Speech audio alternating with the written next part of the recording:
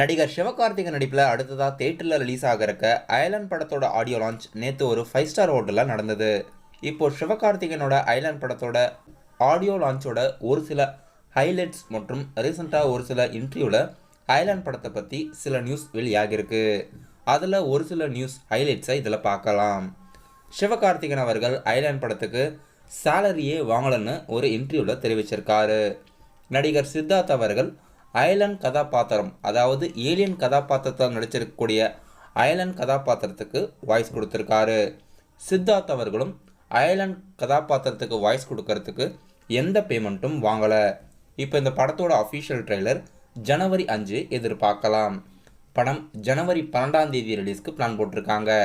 அதாவது பொங்கல் ஜனவரி 12 ரிலீஸ் ஆகிறதுக்கு பிளான் போட்டிருக்காங்க. ஐலாண்ட் படம் தேட்டரில் சக்ஸஸ்ஃபுல்லாக ரன்னிங் ஆச்சு, மக்களிடையே நல்ல வரவேற்பு இருந்தால் ஐலாண்ட் பார்ட் 2 எடுக்க போகிறதாகவும் ப்ரொடியூசர் சைட்லேருந்து தெரிவிச்சிருக்காங்க. சிவகார்த்திகேயன் அவர்கள் அவருடைய அப்கமிங்கான லைனப்ஸில் ER முருகதாஸோட இயக்கத்தில் நடிக்கிறாரு.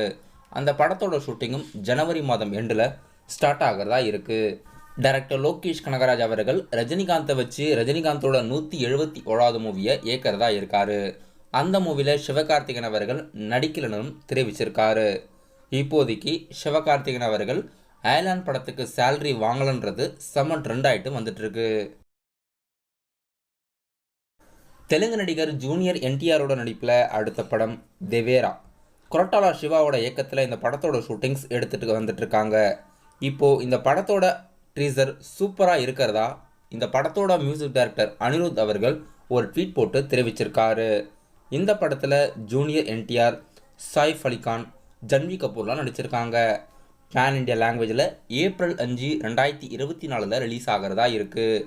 இப்போது தேவேரா படத்தோட ட்ரீசரை பற்றி மியூசிக் டைரக்டர் அனிருத் அவர்கள் ஒரு ட்வீட் போட்டு எக்ஸைட்டிங்கை கொண்டு வந்திருக்காரு. டைரக்டர் அஜய் நானுமுத்துவோட இயக்கத்தில் அடுத்த படம் டிமாண்டி காலனி 2 அப்கமிங் டேஸ், அதாவது மோஸ்ட்லி ஜனவரி மாதத்தில் டிமாண்டி காலனி 2 ரிலீஸ் ஆகிறதுக்கு வாய்ப்பு இருக்குது அஜய் நானுமுத்துவோட இயக்கத்தில்.